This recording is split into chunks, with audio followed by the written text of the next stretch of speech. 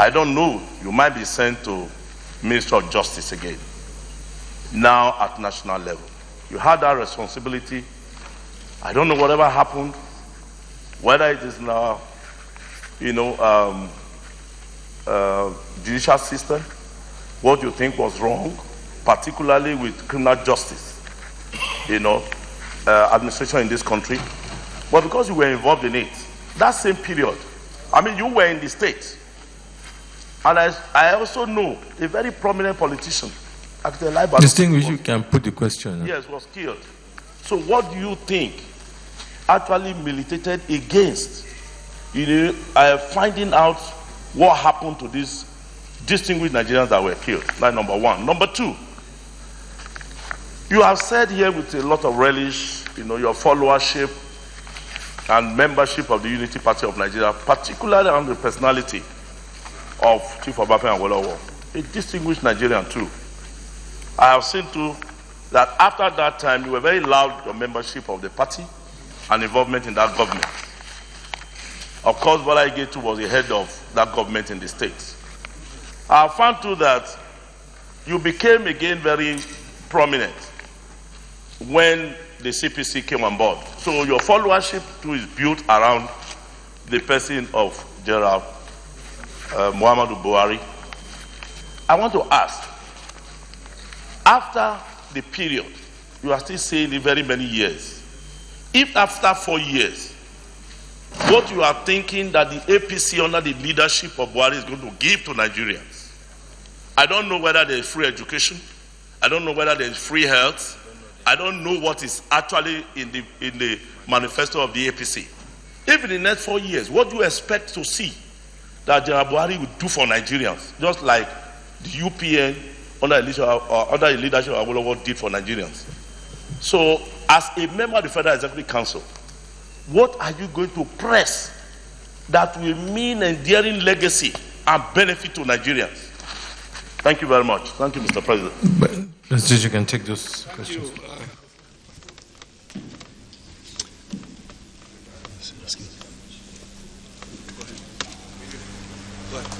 Okay.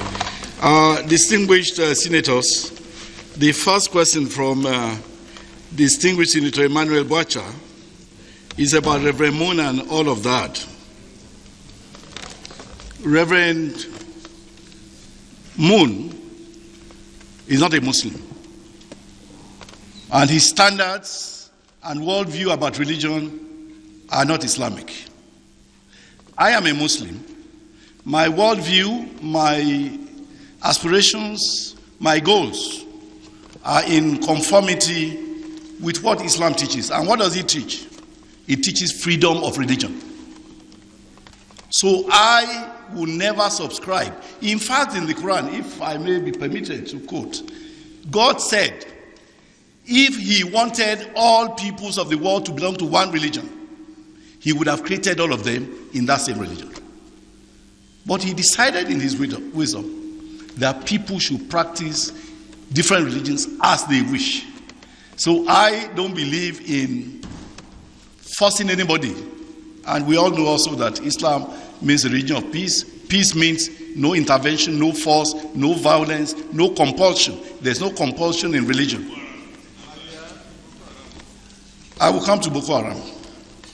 About Boku Haram, I must say that a lot of, in the past, in the last few years, 2-3 years, I've seen a lot of Nigerians unfairly blaming northern leaders for not speaking against Boko Haram. Of course, we know that anybody who spoke against Boko Haram was killed. A lot of examples. Even their legal advisor in Maiduguri was at a stage killed. So is it a difficult thing for anybody who wants to continue to live to make comments in the public fora about these faceless things, the elements? But what I want to assure this distinguished Senate is that even if the Boko Haram elements claim to be Muslims, everything they have been doing are un-Islamic. It is an elementary knowledge in Islam that you do not kill a soul unless it has gone through a judicial process and has been found guilty. If the offense for which it has been found guilty merits, death sentence. We know how they operate. We know that all that they do are antithetical to the teachings of Islam. So I want to say, I hope safely, that I do not consider them as Muslim. The people may claim to be Muslim. People may claim to be Christians. If you claim to be a Christian and you still have a Babalawo that you consult, you cannot in reality be a Christian. If you claim to be a Muslim and you kill people who have not sinned, who have not offended, even if you think you are, your thinking of being a Muslim is a mere perception. So I want to say with all sense of responsibility that I don't want to comment much because I still have a family to take care of, and I also want to leave.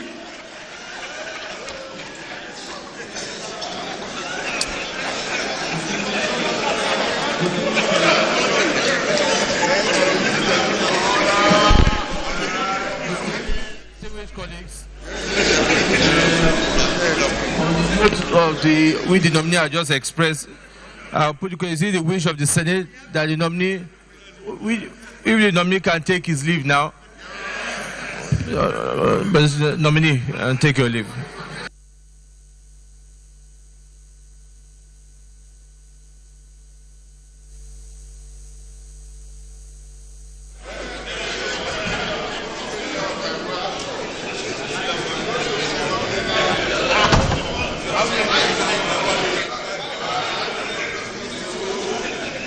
Well, there we have it.